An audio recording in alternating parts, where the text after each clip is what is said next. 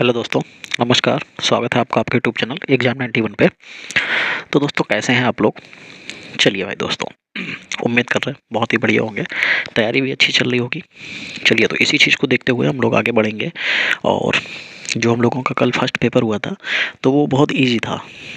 और आज वाला जो पेपर है वो भी थोड़ा सा ईजी है। इंग्लिश का पेपर उसमें काफ़ी ईजी है। जीएस और हिंदी अच्छे लेवल की होती है, लेकिन इनकी इंग्लिश सरल है क्योंकि ये ग्रुप डी लेवल के लेके चल रहे थे। क्यों? क्योंकि इनका जो प्रैक्टिस सेट है इसमें इन्होंने लिख के दिया है कि Allahabad high court group D, group C, steno और ग्रुप ड्राइवर। तो क्या है कि जो स्टार्टिंग के एक दो प्रैक्टिस सेट हैं ये इजी लेवल के हैं, फिर आगे आगे जैसे जैसे बढ़ते जाएंगे तो इनका लेवल थोड़ा सा अप होता जा रहा है। तो उसी चीज़ को देखते हुए आप प्रैक्टिस करते रहिए। चीज़ें देखिए, आपको कुछ भी यहाँ पे निगेटिव नहीं जाएगा।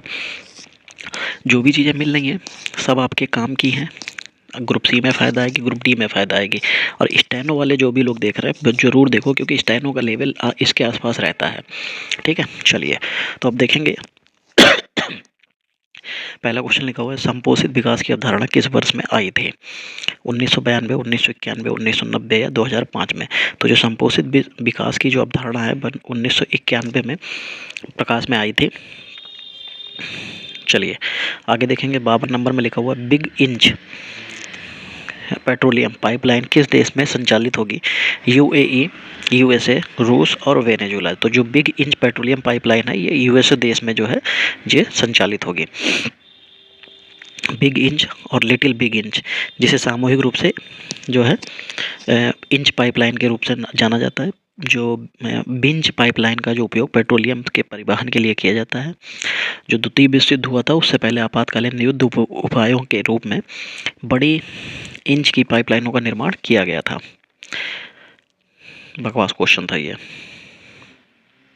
लेकिन कभी कभार ऐसे इतने बकवास क्वेश्चंस आपको पेपर में देखने को मिलते हैं जो आप लोगों के जीएस से दूर दूर तक कहीं वास्ता नहीं रखते हैं। चलिए 53 नंबर, ऊष्मा का हस्तांतरण जो होता है उसको क्या कहते हैं? संचालन कहते हैं, संवहन कहते हैं, ऊर्जा विकिरण कहते हैं, विद्युत चुम्बकीय हस्तांतरण। तो जो ऊष्मा का जो हस्तांतरण होता है उसको संचालन कहते हैं। 54 नंबर, विश्व में ऊर्जा संकट का समाधान क्या है? विश्व में ऊर्जा संकट का समाधान जो है वो क्या है?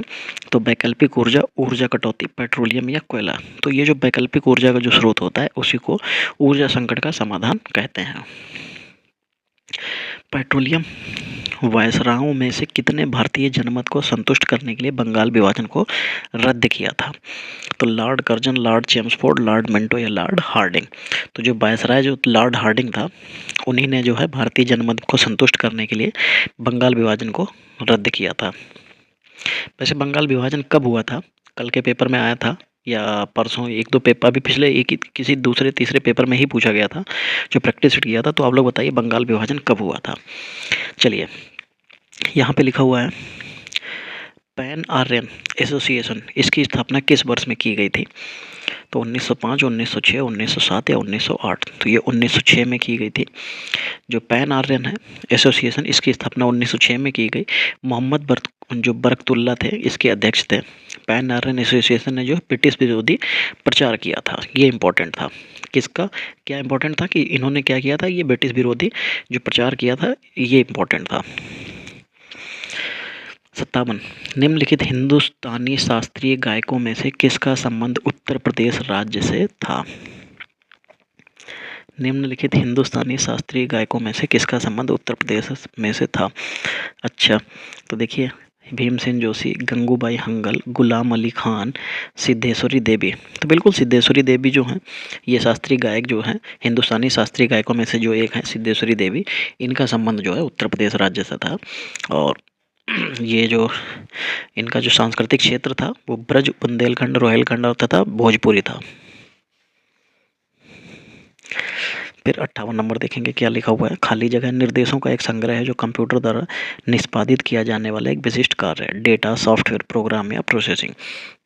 तो क्या होता है? प्रोग्राम को ही हम लोग कहते हैं कि ये जो निर्देशों का एक सेट होता है। ठीक है, क्या होता है? निर्देशों का एक सेट होता है या कह सकते हैं संग्रह होता है जो कंप्यूटर द्वारा निष्पादित किया जाने वाला एक विशिष्ट कार्य है। मल्टी प्रोग्रामिंग एक कंप्यूटर द्वारा एक ही समय में कई प्रोग्रामों का क्रियान्वयन करने यानी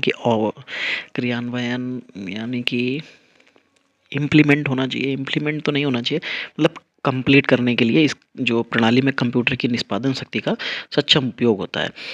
ये क्वेश्चन हमेशा ऐसे ही पूछा जाता है कि निर्देशों का जो एक संग्रह है उसको क्या कहते हैं? Instructions of set of instructions. चलिए 59 नंबर देखेंगे क्या हो जाएगा। खाली जगह एक ऐसा उपकरण है जो अन्य प्रोग्रामों या उपकरणों के लिए कार्यात्मक प्रदान करता है जिन्हें ग्राहक क्लाइंट कहा जाता है। इंटरनेट, डोंगल, थर्मोस्टेट और सर्वर। तो सर्वर एक ऐसा उपकरण होता है जो प्रोग्राम अन्य प्रोग्रामों या उपकरणों के लिए कार्यात्मक प्रदान करता है। 73 नंबर, सॉरी 60 नंबर, 73वां संवैधानिक संशोधन निम्नलिखित में से किससे संबंधित था? नगरपालिका संस्थान, राज्य स्तरीय लगान न्यायाधिकरणों की स्थापना, 8वीं अनुसूची या पंचायतें। तो 73वां संविधान संशोधन जो था 1992 में हुआ था और ये पंचायती राज से संबंधित था। तो इसके लिए लाइन खींच के हम लोग लिख देते हैं ये हुआ कब था, तो ये 1992 में हुआ था। ठीक है, इसी के अंतर्गत जो है संविधान की 11वीं अनुसूची जोड़ी गई थी। इसी के अंतर्गत संविधान के भाग 9 का के अनुच्छेद 243 से लेकर 243 अणा तक इसको जोड़ा गया था। तो ये पॉलिटी बहुत अच्छी चीज़ है। अगर आप पढ़ने पे आ जाएं तो पढ़ने में जो पॉलिटी में मज़ा आता है फिर आपको अच्छी लगने लगेगी पॉलिटी। पश्चिमी घाट का सर्वोच्च शिखर कौन सा है? अन्नाईमुड़ी, डोडा बेटा, महेंद्रगिरी, चेम्बरा। तो पश्चिमी घाट का जो सर्वोच्चतम शिखर कौन सा है? तो ये अनाईमुड़ी है। कौन सा है? अनाईमुड़ी है। इसकी ऊंचाई लगभग 2696 मीटर की है और दक्षिण भारत की सबसे ऊंची चोटी जो है वो डोडा बेटा है, ये आपको पता है। ये पश्चिमी घाट की पूछ रहा था। अगर दक्षिण भारत की पूछेगा तो जो है डोडा बेटा 2637 मीटर है, सॉरी किलोमीटर नहीं। जौनपुर में के द्वारा निर्मित अटाला मस्जिद अन्य मस्जिदों के निर्माण के लिए एक मिसाल बन गई। तो मुबारक शाह, इब्राहिम शर्की, मलिक सरवर, हुसैन शाह। तो जो जौनपुर में जो है इब्राहिम शर्की की जो के द्वारा निर्मित अटाला मस्जिद एक अन्य मस्जिदों के निर्माण के लिए एक मिसाल बन गई थी। ये वही जौनपुर है, किसके? मिश्रा वाला। जो कौन मिश्रा? तो भैया तुरंत जाइए कहाँ पे? मिर्ज़ापुर में। मिर्ज़ापुर जब सीरीज़ देखेंगे तो उसमें एक जब जौनपुर आता है, जब गुड्डू भैया बबलू भैया पहुँच जाते हैं जौनपुर, तो क्या कक्का की क्यों को पढ़वाता है ना, कक्का की का खा गा घा इया बा चाचा जज वहाँ जो पढ़वाता है ना, फिर गोली मार देता है, ये वही वाला जौनपुर है। 63 नंबर, RFP का पूरा नाम क्या है जिसका उपयोग IT सेक्टर में RFP दस्तावेज के संदर्भ में किया जाता है? तो RFP का पूरा नाम जो है वो रिक्वेस्ट फॉर प्रपोजल। क्या है? Request for proposal. इसका जो है पूरा जो फुल फॉर्म है और ये IT सेक्टर में दस्तावेजों के संदर्भ में इसका प्रयोग किया जाता है। RFP जो होता है किसी बड़े उद्यम या अक्सर सरकारी एजेंसियों द्वारा एक खरीद प्रक्रिया के लिए प्रारंभिक चरण में जारी किया जाता है। तो RFP की फुल फॉर्म क्या हो जाती है? Request for proposal. Watson computer निम्नलिखित में से किस कंपनी का प्रोडक्ट है? माइक्रोसॉफ्ट, IBM, गूगल या डेल। तो ये वॉटसन कंप्यूटर जो है ये आपका IBM कंपनी का है कंप्यूटर। केविन सिस्ट्रॉम और माइक क्रीगर निम्नलिखित में से किसके संस्थापक हैं? तो व्हाट्सएप, ट्विटर, इंस्टाग्राम या लिंक्डइन। तो ये इंस्टाग्राम के संस्थापक हैं। देखिए मैं आपको एक चीज़ और बता दूं कि ये जो पोर्शन हम लोग पढ़ रहे हैं, देखिए GS इसमें बहुत ज़बरदस्त लेवल के हैं। कुछ क्वेश्चंस तो थे ख़राब, जहाँ पे था मैंने बता दिया कि ये क्वेश्चन कोई काम का नहीं है, बेकार है। लेकिन आप देख रहे होंगे कि यहाँ पे जो क्वेश्चंस हैं वो कितने ज़बरदस्त हैं। ठीक है, अब ये देखो ये इंस्टाग्राम की स्थापना कब की गई थी? 2010 में। क्योंकि देखो ये यूपी के पेपर हैं और यहाँ पे तो भाई कुछ भी तो आपको ये तो दरवाजे की ऊंचाई लंबाई तक पूछ देते हैं, तो इनका कोई भरोसा नहीं है। चलिए 66 नंबर देखेंगे। बनारस हिंदू विश्वविद्यालय की स्थापना निम्नलिखित में से किसने की थी? रविन्द्रनाथ टैगोर, गणेश शंकर विद्यार्थी, गोविंद वल्लभ पंत या मदन मोहन मालवीय। तो मदन मोहन मालवीय ने 1916 में की थी। कब की थी? 1916 में। ठीक है, 1916 में बसंत पंचमी के दिन किया गया था।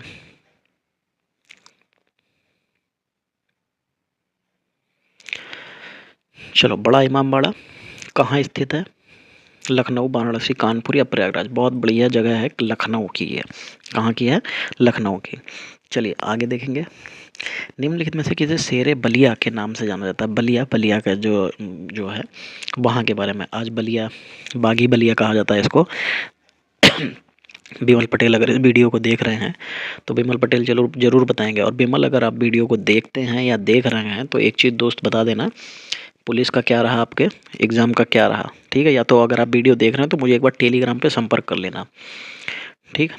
चलो, तो निम्नलिखित में से किसे शेरे बलिया के नाम से जाना जाता है? भगत सिंह, चंद्रशेखर आजाद, चित्तू पांडे या मंगल पांडे? तो ये चित्तू पांडे को जो है क्या ये शेरे बलिया के नाम से जाना जाता है, ठीक है? जो चित्तू पांडे थे 1865 से लेकर 1946 तक इनका जीवन काल था, और इन्हीं को जो है शेरे बलिया के नाम से भी जाना जाता है।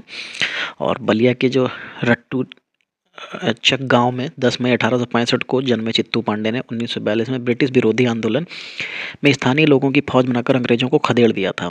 19 अगस्त 1942 को वहां स्थानीय सरकार बनी। तब कुछ दिनों तक बलिया के चित्तू पांडे का शासन भी चला, लेकिन बाद में अंग्रेजी हुकूमत ने जो है गदर को दबाने के क्रम में आंदोलनकारी जो थे उनको उखाड़ फेंका, और चित्तू पांडे जो थे उनकी मृत्यु 1946 में हो गई, और 47 में देश आज़ाद हो गया। 69 नंबर, वायुमंडल की परतों में निचली परत कौन सी होती है? समताप मंडल, परिवर्तन मंडल, ओजोन मंडल या बहिर्मंडल? अगर सबसे जो है निचली परत की बात करेंगे तो ये परिवर्तन मंडल होता है। इसी को ट्रोपोस्फेयर कहते हैं। क्या कहते हैं? ट्रोपोस्फेयर कहते हैं, ठीक है? जो निचली, इसमें जो वायु के संपूर्ण भार का 75% भाग पाया जाता है। धरातल के इस परत की औसत ऊंचाई लगभग 14 किलोमीटर होती है। उत्तर प्रदेश राज्य में परीक्षा बांध किस नदी पर बनाया गया है? शारदा, चंबल, बेतवा या घाघरा? तो ये बेतवा नदी पर बनाया गया है।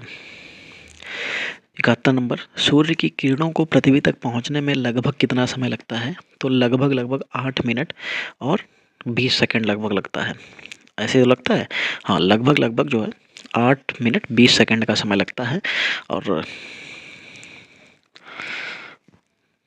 8 मिनट 20 सेकंड नहीं, 8 मिनट लगभग 10 मिनट के आसपास, 8 मिनट 10 सेकंड के आसपास कुछ लगता है। चलो, 8 छंग 48 और 10 अगर 90 में मान लें तो लगभग 500 के आसपास। तो लगभग 90, 180, 340, लगभग 500 सेकंड, तो लगभग 500 सेकंड। देखो, जो पृथ्वी और जो सूर्य है इनके बीच की दूरी जो लगभग है 1.496 इंटू 10⁸ किलोमीटर, ठीक है? इतनी इनके बीच में दूरी है। तो पृथ्वी से जो सूरज के बीच में जो दूरी है इसको कवर करने में लगभग 8 मिनट 6 सेकंड जो है पृथ्वी तक सूरज की रोशनी को आने में लग जाता है।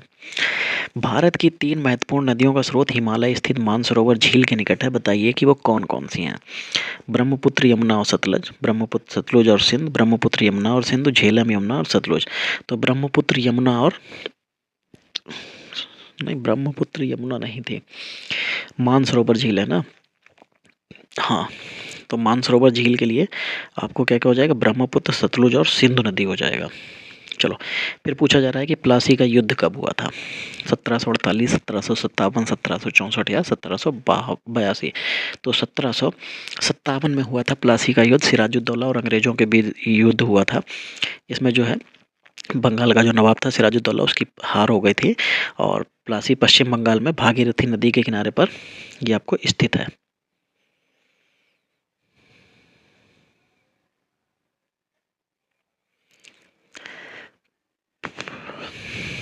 चलिए 74 नंबर देखेंगे। प्रसिद्ध जावा ट्रेंच नामक सबसे गहरा स्थल किस महासागर में स्थित है?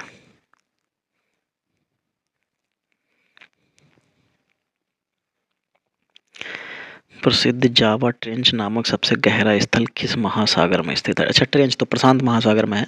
ये सबसे गहरा ऐसे करके ये बना हुआ है, ठीक है? ये गहराई ये है, ये सबसे ज़्यादा गहराई जो है, तो ये इसमें हिंद महासागर। अच्छा आंसर दे रहे हैं।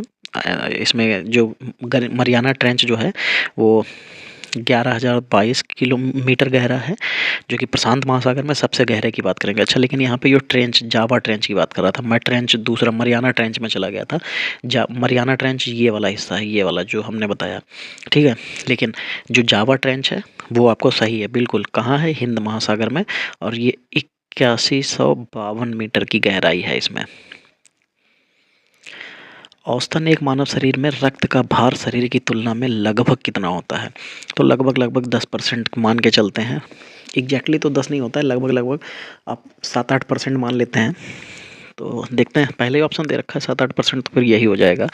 ठीक है, जो मानव शरीर होता है उसमें रक्त की मात्रा शरीर के भार का लगभग 7 से 8% तक होती है। और जो रक्त का पीएच मान होता है, जो